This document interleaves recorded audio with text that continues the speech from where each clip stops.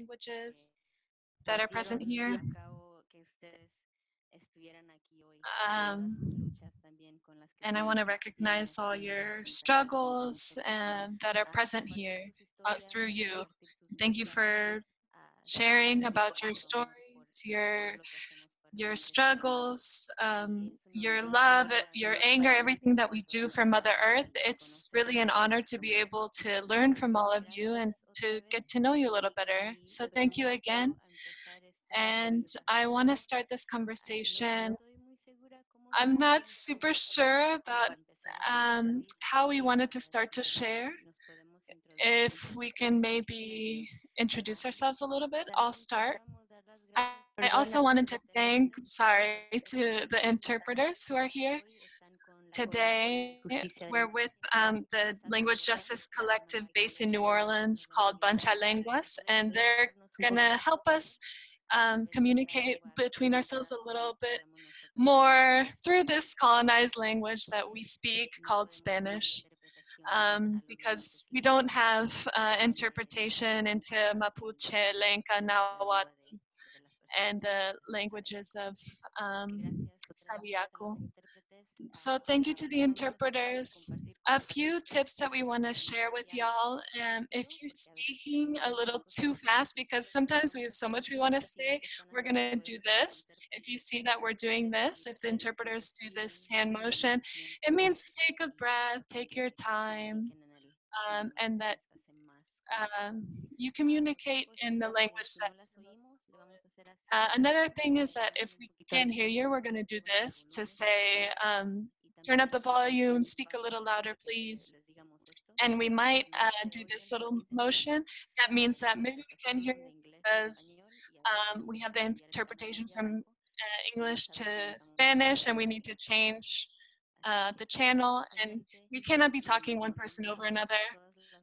And so we want to honor all of the First Nations from Canada, all of Turtle Island, that we're all here together uh, across these borders that we're facing, and despite this pandemic that we're facing. So thank you so much. I'm Judith Nieto. I'm from Mexico. I was born in Reynosa, Tamaulipas. And my family are migrants. They got to the Gulf Coast of Mexico and Houston, Texas. And there's where I started to learn about my political work, as you saw in the film, the environmental justice work. And that's where I learned as well how these contaminants are affecting us, and how the government of the United States was not supporting us, the communities of color, the migrant communities, and the communities with less resources. Those are the ones that are sacrificed in favor of development of oil companies. And I want to recognize that.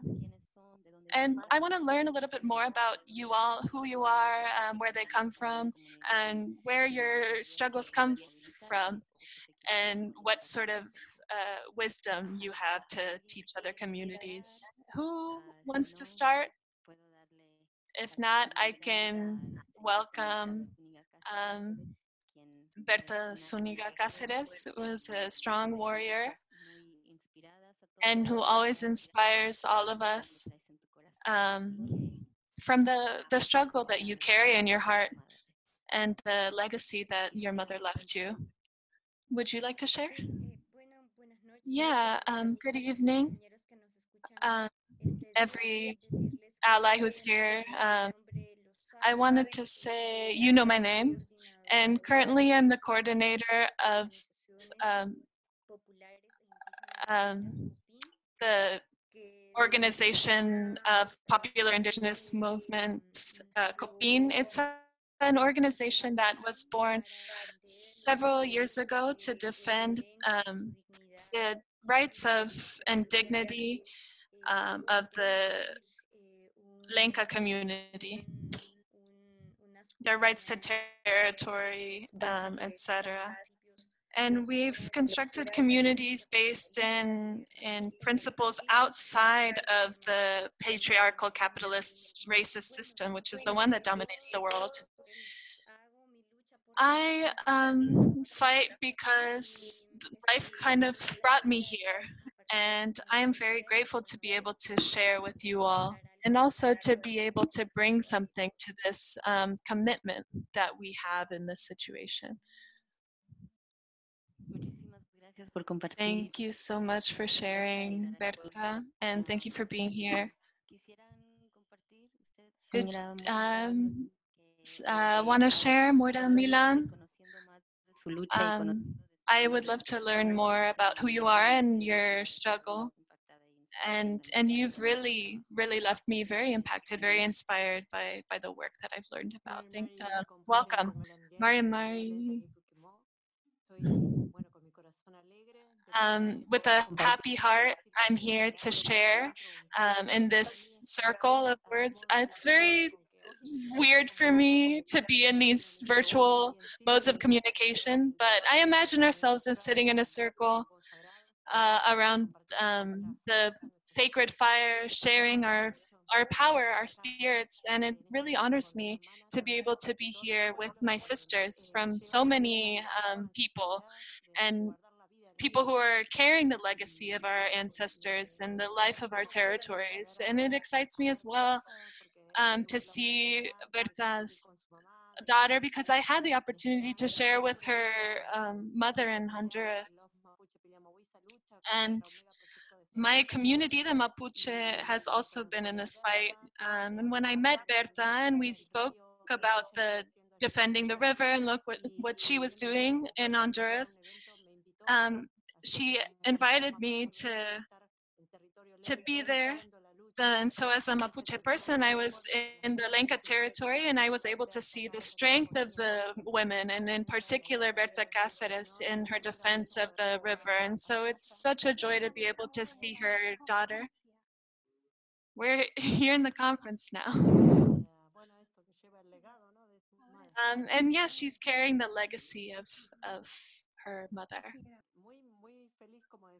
I'm very happy, as I was saying, to be able to be in this space, seeing the movie, seeing the power, above all, of women, our sisters, from all these different peoples, different territories. I thought that there's an element that unifies us, right? And it's recuperating la cultura dominante, la matriz civilizatoria, ancestral wisdom, the dominant culture that came from the West doesn't have anything more to give to the world. It has only offered death. And the indigenous women, us, who bring life and form ways of life, we are recuperating our ancestral legacy and giving hope to the world. And we're saying that our struggle is not for property, but the way of life on earth. And we are returning to use old words with ancient meanings that are bringing new concepts to this crisis. And this movie has filled me with power, thinking about this magic, this marvel that is beginning to wake up.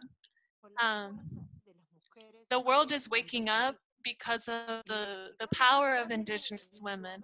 And unfortunately, in Mesoamerica, and this racist continent that is segregated, the voices of indigenous women are being silenced. And today, tears rained down my cheeks seeing our sisters, our indigenous sisters in Canada, that thousands of indigenous sisters have been killed in Canada. In Argentina, the rates will give you chills.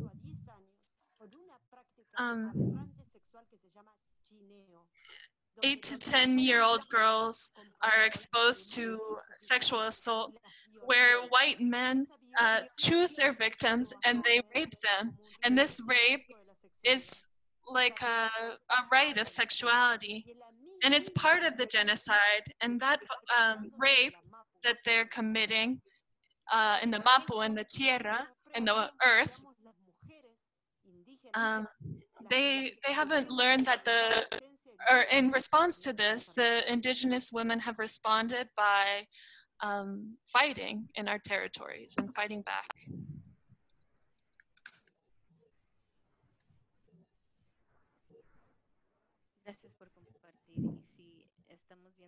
Thank you for sharing.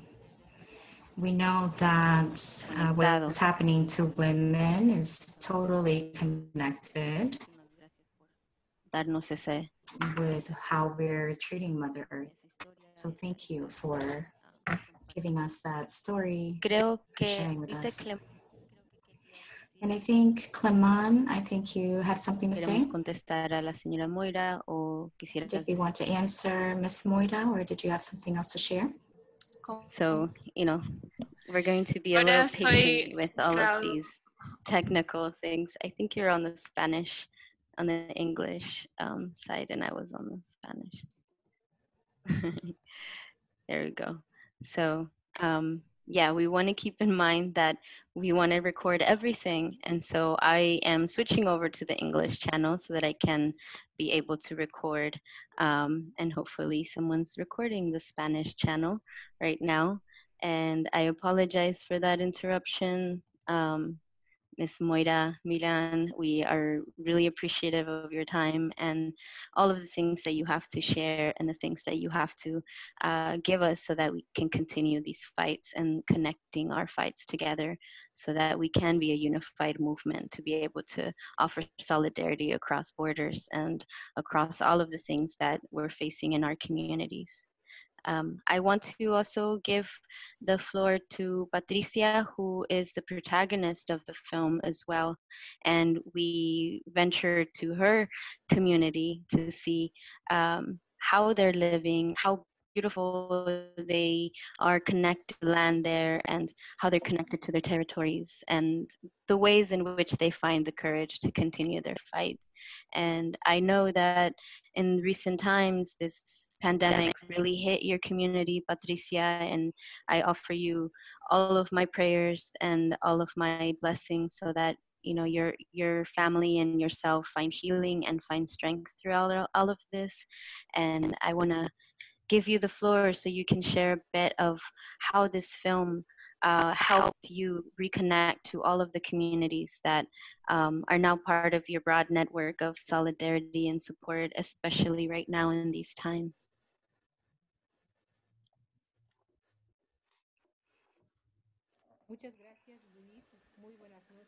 Thank you, Judith.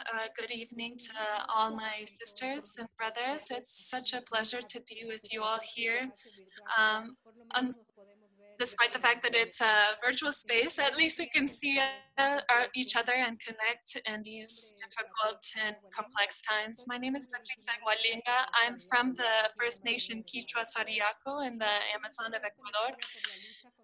And our struggle is known for our fight against the petroleum companies, the oil companies. And we've been fighting so that they do not destroy and come into our territory. And we've had some success in the American Court of Human Rights. In 2012, we've been in a court process, and we were able to win in a court date. And we've had jurisprudence all across the level of the continent and had some international recognition through these judgments. One thing else, that's just part of very many struggles that we have as indigenous communities.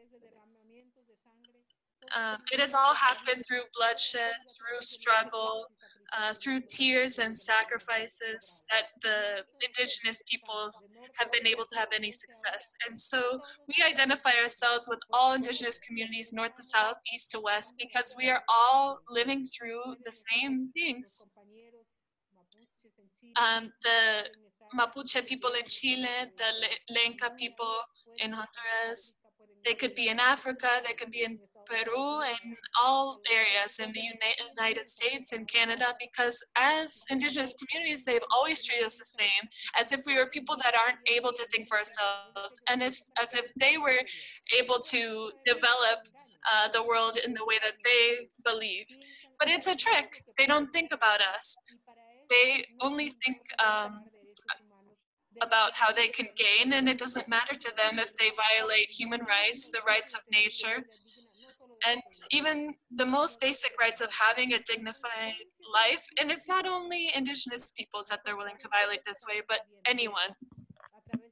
And so what we're living through because of the floods, because of COVID, because of the consequences of climate change, dengue, we've seen abandonment of our government to create mines, to get oil. We see them in our territories, but when we need the government support, they disappear. We have existed for more than 500 years. And I don't think this virus is what is going to exterminate us easily.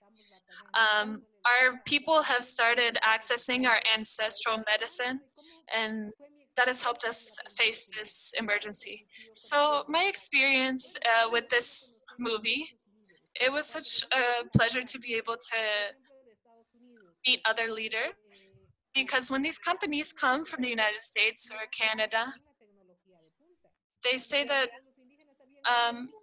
the indigenous people there were very smart, and they had done great negotiations to be able to work with these oil companies, and they've benefited economically. But we see that that is not true, that the consequences are being lived in every part of the world, that the violation of human rights is happening everywhere. And so even though we have different characteristics, different languages, we are siblings in all of this. Language separates us. Maybe you speak English, I speak Quechua and Spanish, but we are able to understand each other because we suffer, because we know each other, and because we are also blessed to have resources that are important for humanity, like the forests. The forests are so important. Water sources are so important for life.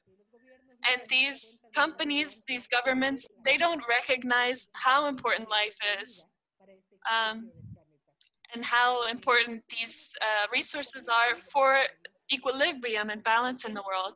And so we've shared with Casey from the Ponca Nation, from Lena, other leaders that we've met, and we have made ourselves sisters with so many women. And we've decided together that together we are going to fight. We're not going to give up. We are sisters across the north and the south. And that's the agreement of the women, of the Condor and the Eagle. Many think that the indigenous people don't have anything to offer, that we need development, that we've turned into an obstacle to the development of countries, that we're like a rock in the foot of, the government, the state. But they haven't realized that the indigenous people have maintained for thousands of years their knowledge, a knowledge that in these times are vital for human beings. And it's a knowledge that will help us return to learning about our connection with the natural world, and will be reborn, the people who have been disconnected from this. And we're seeing that there is not balance, and that it has generated a terrible crisis across humanity. The indigenous peoples have maintained these understandings of the nature, and we know that it's living. The jungle is not inert, it is living. There are spaces of great life across this planet. And life flows and balance flows from these places. And the destruction of these areas through mining, hydroelectric projects, or oil projects, agro industries, that destruction implicates or creates the destruction of humanity. The destruction of the Amazon forest means the destruction of humanity because they're the connective, invisible connections that maintain the balance of the world.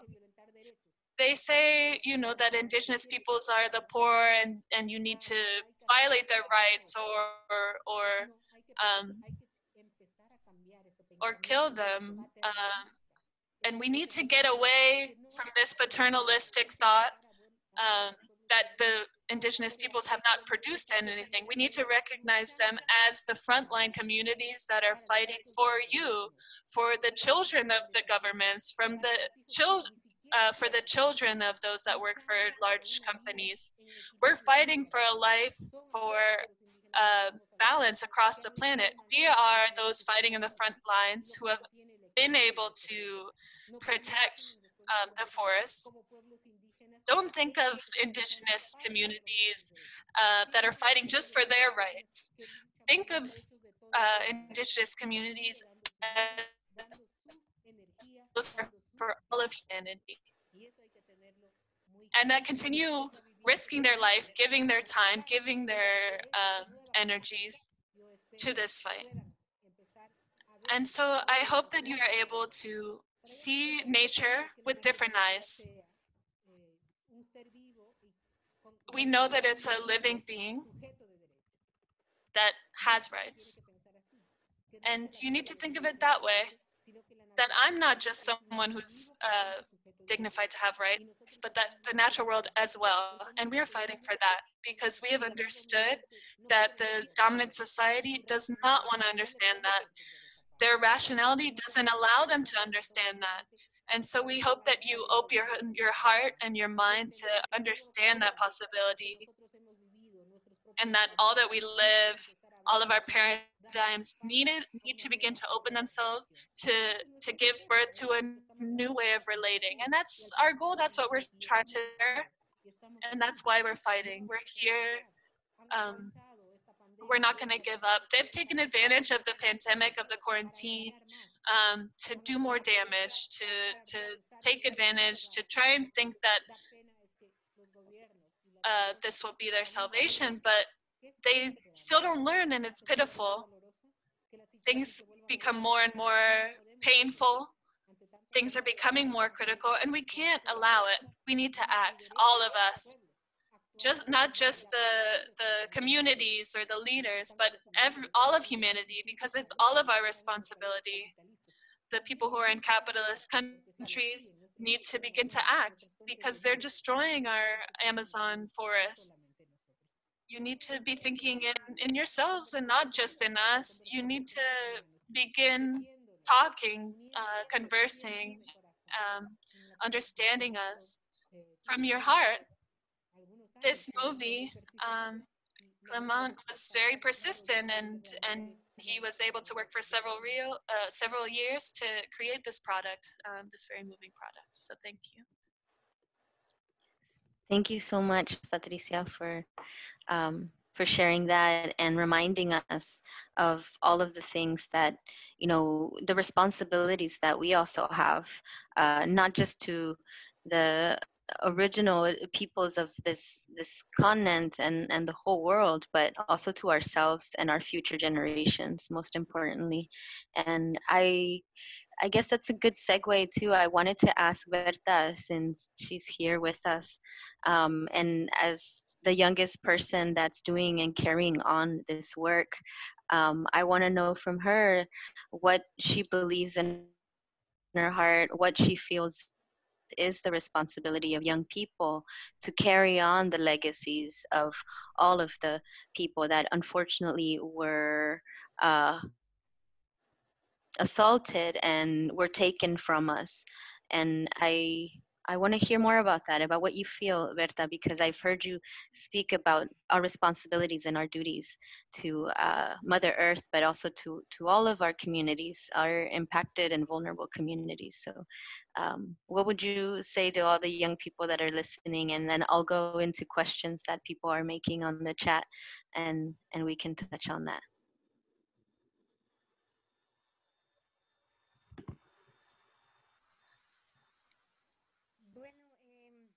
Well, I think that there are many generations of people who have fought before us, and there are many generations that surely will fight after us. But I believe that, well, in this moment where we have so many distracting factors, that capitalism cultivates individuality, right? Individualism. Um, and so I'm trying to understand. People think, oh, you know, the people close to me are important to me and I don't care about the world. And we are trying to consume constantly. And in this situation, we see in my country militarism, authoritarianism. Many young people have grown up under these conditions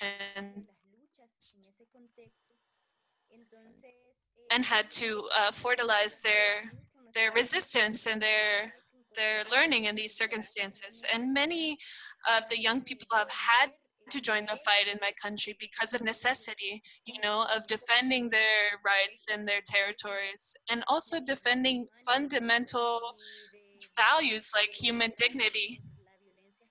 And we experience a lot of generalized violence in this country, a lot of crimes. Many of those that are directed to young people who are criminalized. The young people who fight are called gang members. And the level of work opportunities are very scarce, and also opportunities to study are remote. There have been many ways of fighting here, of struggling, defending our indigenous territories. There's many in our country, also in farm working communities.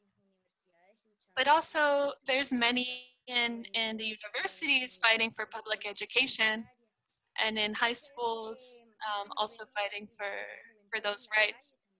And we see young people in the streets struggling, you know, for the possibility of creating a democratic country. And I think that fortunately, we've had many important reference points in our country and outside of our country. And Berta Cáceres and other leaders have been part of some of these reference points. And that's kind of our call to action, to build an Honduras that we dream of, that's very different than the one we find ourselves in today. And so I think there's a really important diversity among young people. We have the sensibility to learn from the countries to the north of us. And that's important because many of these economic projects that occur in our countries come from up north. And so it's time for us to fight together as siblings and to be clear about what the horizon is for us, and that it needs to be based on life and not in sort of economic gain. And we need to be able to see the consequences that other people are living through because of the implementation of the economic logic that's about extraction. And so I think that the young people of today, it's up to us to have a lot of hope, because we never thought we would live things that are as difficult as we've been living in these past couple years. But we cannot lose hope. We need to have joy. We need to have hope. We need to know that this world has to be different, that these principles, these values that we're fighting for need to be reference points for a new humanity that runs with different logics, And this has been developing for a long time. But we understand very clearly the urgency of these transformations, that we need to do the work, that we need to be disciplined and committed, and we need to commit to learning from collective struggles, because it's not 2 or 3 people that struggle. It needs to be the people, many people. And so that for me is my message to youth, and perhaps to younger people that are gonna become kind of young warriors and play a really important role in society. Well said. Thank you so much for that. Thank you for sharing your story and your struggle, and also your courage to be able to continue to fight for justice, not just in your community, but to build solidarity across all of these borders that we're finding ourselves unable to reach each other. Is there a way for folks to connect with you, to connect to the youth that maybe work with you? If there's something that you can share that folks can connect directly to you and support you, I would be happy to share that as well. And now I want to invite some of these questions that people are posting. And one of the questions that struck out to me, because a lot of you are speaking about not just women empowerment, but sort of acknowledging and honoring the matriarchy, right? And getting rid or trying to stay away from a patriarchal way of moving in community.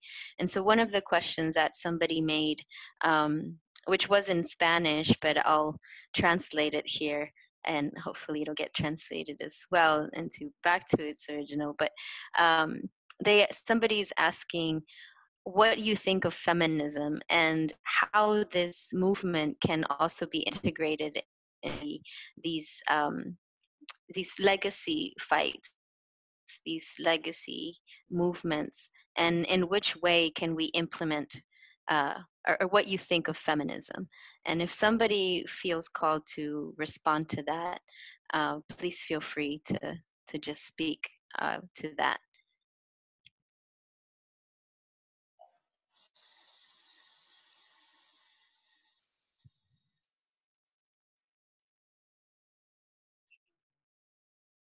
And anyone can share. I know Patricia and Moira and even Berta, you all shared about, honoring our women and the way that it clearly depicts how these industries, these corporations treat Mother Earth, how they pillage and assault her, right? It's the same way that our indigenous women are being treated across the globe, with violence, with assaults on their health, and assaults in their bodies, and not allowing them to be in spaces and being alive, even some of us this violence. So if you feel called to speak to that, I feel like you have the floor. Bueno, no sé si otra compañera quería contestar, pero I'm not sure if somebody else would like to share, but I would like to share about feminism. I would like to say that in our learning, that feminism is part of our liberation of our communities. Now that we know that this system is based on multiple levels of domination. It's not just patriarchy, it's not just racism, but all of these things working together. And of course, Native people in its totality wants to live in a more harmonious way with the land. It doesn't mean that we're perfect. We also know that there are also systems of oppression and patriarchy. in our communities as well. But this surge for a dignified life, we have to be in the search for liberation of women, more of diversity, sexual diversity. And I think one of the biggest things is that in spite of these difficulties and barriers,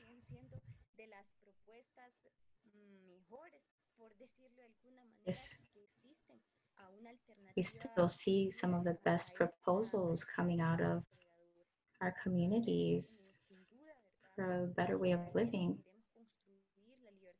We know that if we want to construct a more liberated life, we need to be thinking about feminism and to liberate ourselves from a system, this patriarchal system that not only attacks women, but also men and children and all of these identities. And of course, these military actions and some of these expressions of the patriarchy, presence of guns and death, violence against women who are defending their territory, is a manifestation of the patriarchy. And we also need to struggle for all of the causes. We have to question, because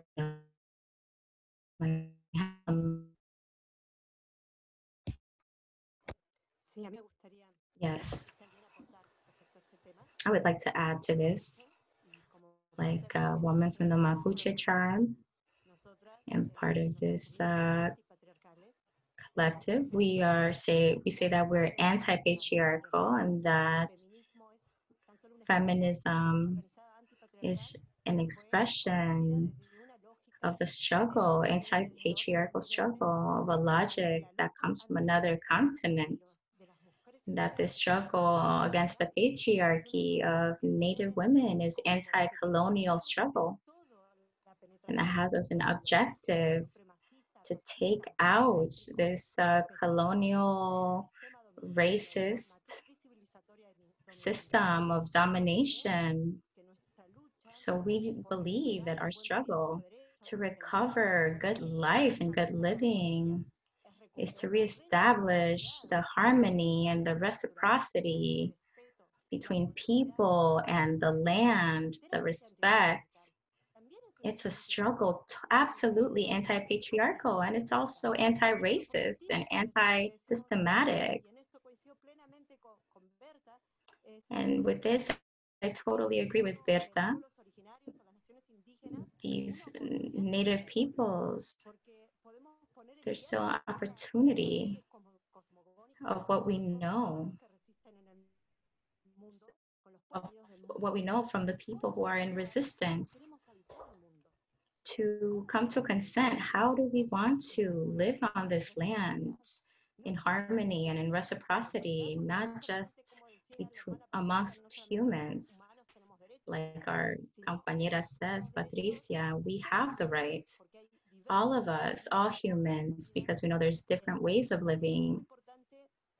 That's why it's very important to identify that this is also a struggle that's anti-clerical, that have come into our community, and the role of the indigenous women, medicine women, quinte, wise women who have been disabled by the church. The role of the woman been placed into a function that's really unfortunate. The termination of our lands, of our people, is going to break through these chains of oppression. And with this is religious or oppressive religions that are part of this extractive strategies to take away from our land, to inoculate their faith that has devastated our communities. We have serious problems in our communities that have been colonized because we want to recover our ancestral wisdom. But we recognize that we have been infiltrated. Our men have been infiltrated. And so what we live, our reality as women, Indigenous women, we live this oppressive reality.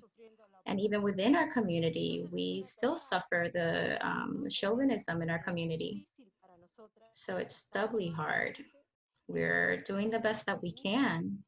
What we need is that feminism can respect all from which we claim, where we decide to build ourselves up as Indigenous women. And sometimes we feel that the feminist movement is just making really a mockery of our identity. So, for example, we women Mapuche, from one day to the next, are feminists. We're saying that we're not going to accept these categories, these names that don't correspond with our ancestral lineages and identities. This struggle, this radical struggle that we have against the system. What's happening is total genocide. They're killing the three-dimensional ecosystems of Native and Indigenous people. They're assassinating tribes. They're also assassinating these sacred spaces. And this form of annihilation.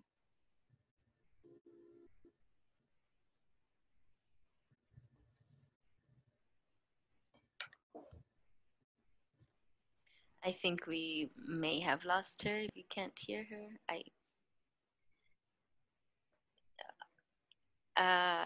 Well, thank you for being patient as we figure out.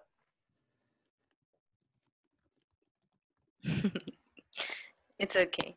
Thank you again for sharing and giving us that perspective, which we all need to share these things, because I think that we're all learning and connecting all of our threads, weaving our stories together so that we can create a strong foundation of solidarity and support.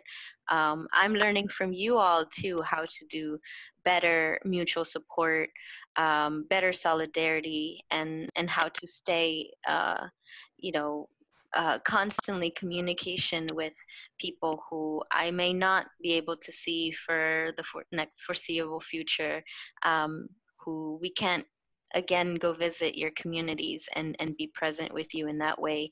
So even though technology sometimes can be very annoying and very hard to get into, it's serving as a good way to us to stay connected and have these conversations.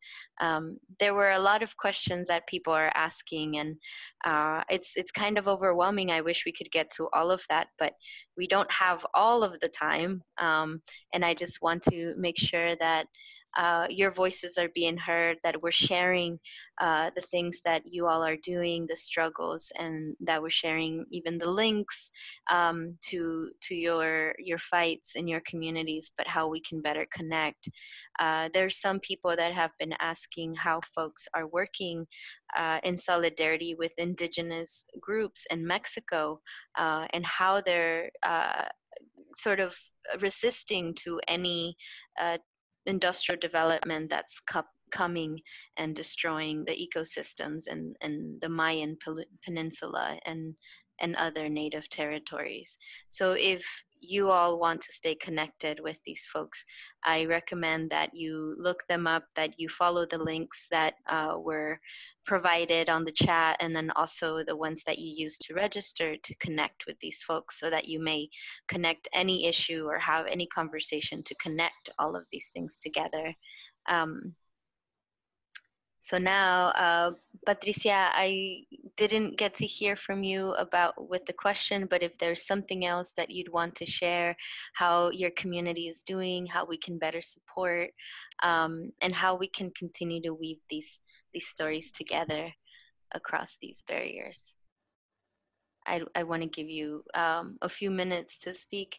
I don't want to leave anyone out, and I wish we had more time, but you know, it's the time that we have tonight, but that doesn't mean we have to stop communicating.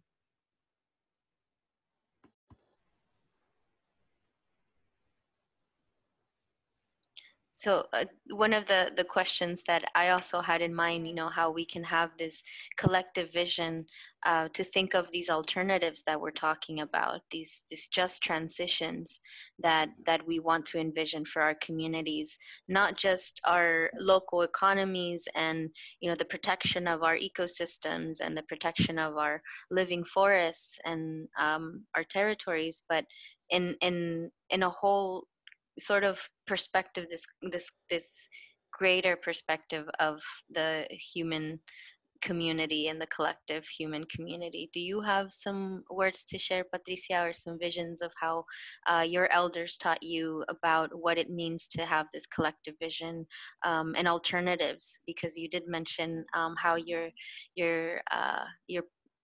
people are relearning and going back to ancestral medicines, and I want to hear more about that and how that plays into these just transitions and these alternative, you know, these alternative communities.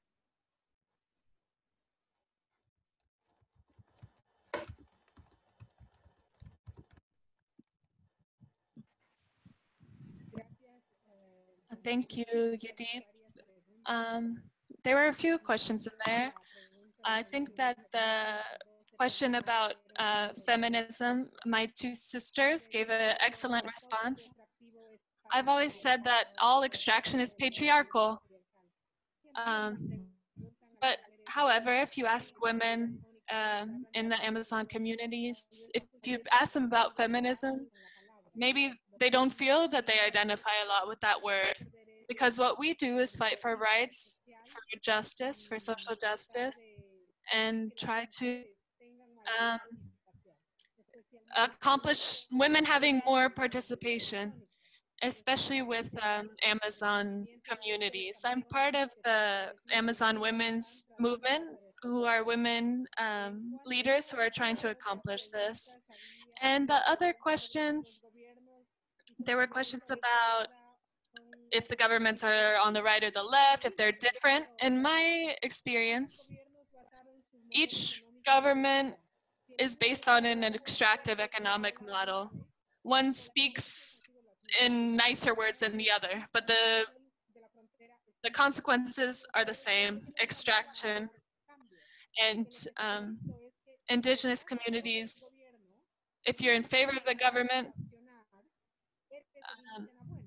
you're a good indigenous person. But if you're asking that there be justice and that they respect international laws and that there be justice, you're an enemy of the government. And so that's on both sides of who's been governing us. And companies as well, their objective is to make money. And so they always do all that is possible to not invest in our communities, but to extract from our communities. So we don't see a lot of difference in these details. I don't know if it's different in other places, but I imagine that from what I've heard, it's a similar experience. And so on that question of the medicinal plants and the ancestral knowledge.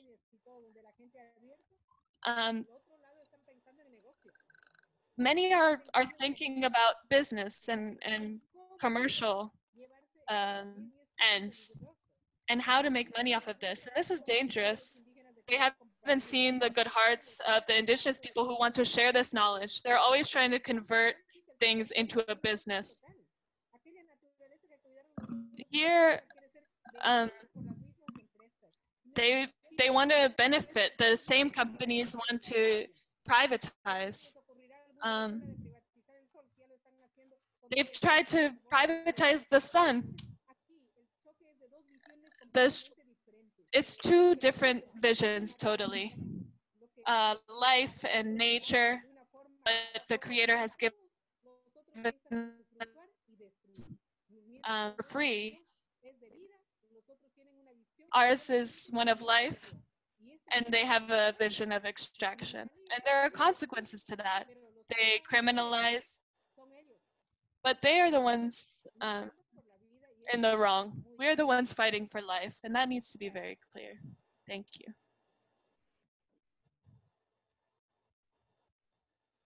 Thank you. Thank you for sharing that. And thank you for saying that. You're right. I think that, and that was, I think someone asked a question here on the chat, whether, you know, our indigenous identities and how it can resist the oppressor, how it can beat the oppressor, you know, and I'm in total agreement with you. And as people are thinking of ways to also form their own economies, to not get so wrapped up into that capitalistic trick, right, where we start exploiting our sources of life and the sources that give us life. And our duty is and responsibility is to protect them and be mindful of the ways that we also become complicit to the things that are continuously oppressing us. So thank you for that. We still have like about 10 minutes before we have to conclude, and I don't want to leave without you know, sharing strong words from any of you and anything that you would want to add to this conversation. I just want to say I'm really honored to be able to even have this exchange with you all, and I hope that at some point we'll be able to sit across from each other and drink some tea or coffee and have a good laugh about the things that are going well in life and in the world right now, and remember to find joy in all of that, as Berta reminded us to do all of this work in joy as well, because at the end of the day, that's the thing that might be the only thing that holds us together. I know it's been really hard these days, and with everything that's happening, I just want to conclude, I guess, with one question on how we can connect all of these intersecting issues with what we're seeing in our communities right now. I think we're all in different countries right now where the political climates are sort of going to the extreme, and what people can do to sort of stay healed, to stay strong, and to remind ourselves what type of reminders we need to be able to fortify our movements and to continue these fights. I know in the U.S., if you all heard, we had an uprising of the Black Lives Matter movement, and how all of this is entangled with everything that also Indigenous people have been fighting for, and people of color have been fighting for since colonialism, since before then probably. And I just want to know your final thoughts on how we can stay connected through this, and how this impacts our work and continues to build solidarity across all the issues that we're hearing about today. And if anyone wants to share some last words, we will be concluding pretty soon. And I just want to say thank you all for being here and making time, and you know, staying up late if it's late where you're at, and helping to support this event and also the messages of all of our communities.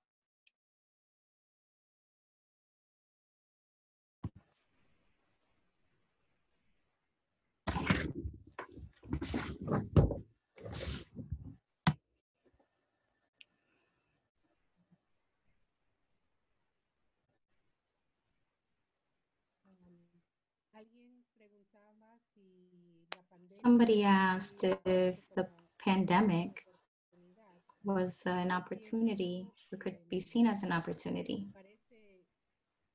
I think that all of this is pretty grave, but it allows us to rethink that we've done some really bad things and that the way in which we've structured ourselves isn't good and that it's time for change. It's a moment for change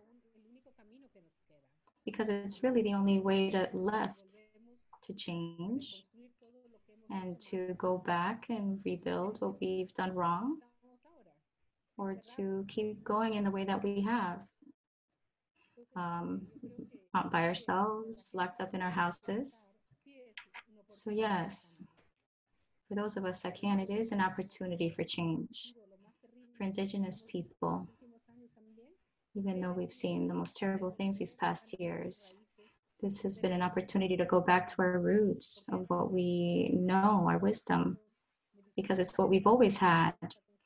If we don't have anything else, we have our plants, we have our wisdom, and that is what makes this moment a time for reflection and for change, and to connect with all of the brothers and sisters who are in struggle in all of these countries, and to come together even though we're not together in body, but to be aware of each other and to strengthen ourselves and each other, send each other good health and good vibes. Thank you all for your time. It's been really good to spend time with you in this conversation. Well, I would like to tell you that there's so many different ways to connect our struggles, right? But the most important thing is that we're all do the part that we each need to do. And it's really important for the rest of us to do our part. Something that we've learned in our struggle that we have done here as an impacted community has been to denounce the financiers and the companies that are developing these projects that have their interests in the global north, like the US and Europe, and to denounce when these projects are violating our rights of our communities and cause violence. This right that has been disrespected in spite of, well, to also put pressure on these governments with what's happened. For example, in Honduras, there has been a really important movement to delegitimize after this break in this government that was these processes that communities really set up. And when we're talking about the zone of the United States, we have proposed this law named after Berta Cáceres to cut the military avenue from the US to Honduras.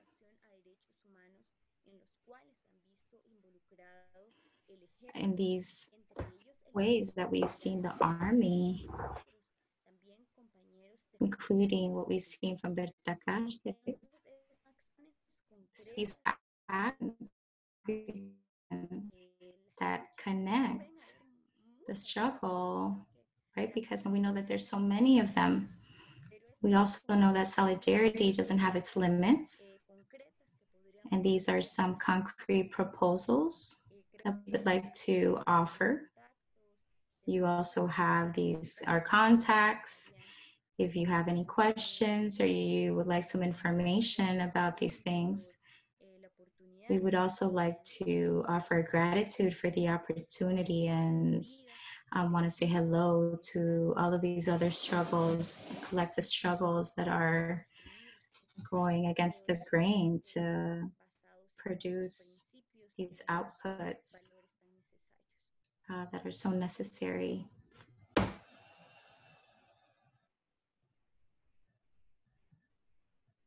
Thank you. Thank you all so much. Thank you, Berta, for your words. Moira, go ahead and say your piece before we head out and go back to our busy lives.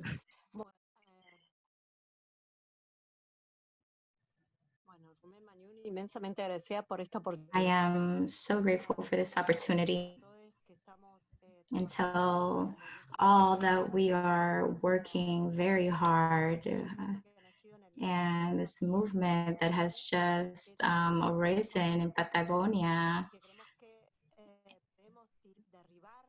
And we want to really just go against all of these borders that have been put up to recover our ancestral geography.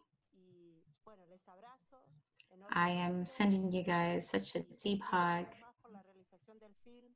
and congratulations for this film, and may it open up our consciousness,